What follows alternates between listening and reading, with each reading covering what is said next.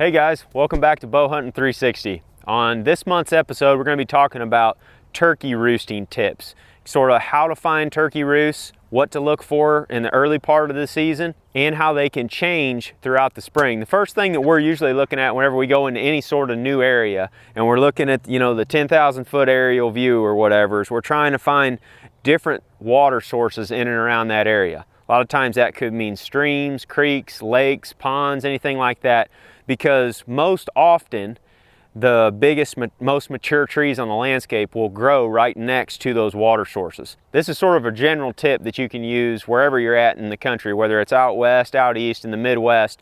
No matter where we go, those water sources are consistently good areas to find roosting trees. In the Midwest, that could be big sycamore trees up along the edge of a river. Out west in Oklahoma, Nebraska, and Kansas, that could be cottonwoods. And you can find these by going out there in the field, doing some boots on the ground scouting. You want to look for droppings concentrated in one spot where turkeys were sleeping overnight.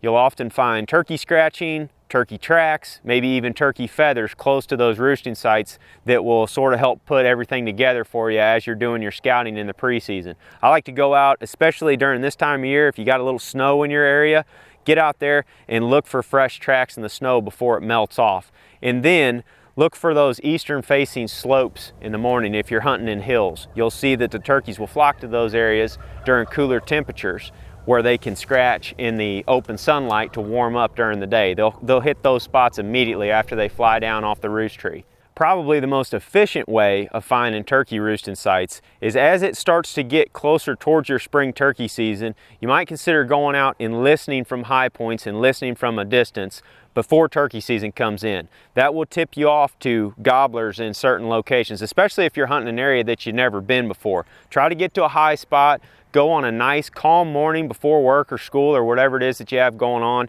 and see if you can hear birds gobbling down in there along one of these tributaries or creeks or water sources. And then when you hear birds gobbling in there, drop a pin, mark that spot. Then the next time you have available, go out there and do some more in-depth scouting with boots on the ground. Go in towards where you heard those gobbles early in the morning and start looking for that sign that we just mentioned. That'll help you start to put all the puzzle pieces together leading into the season. Once you find these roosting sites, turkeys will consistently use them as long as the habitat doesn't change too much in your particular area. Year in and year out, turkeys will use these things. They may not use it every single day, but you can bet if you're listening to a turkey gobble in one of those roosting sites, late winter, early spring, that's going to be a spot of interest come turkey season.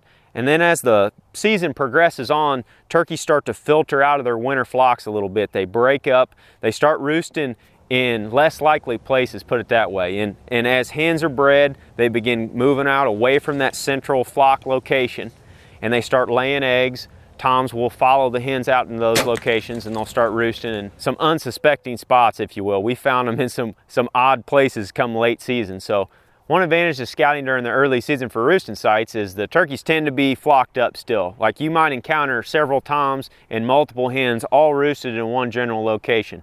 These turkeys are going to leave a pile of sign, lots of scratchings, droppings, and tracks all over the ground. You can find that much more easily when there's that many of them in a pod.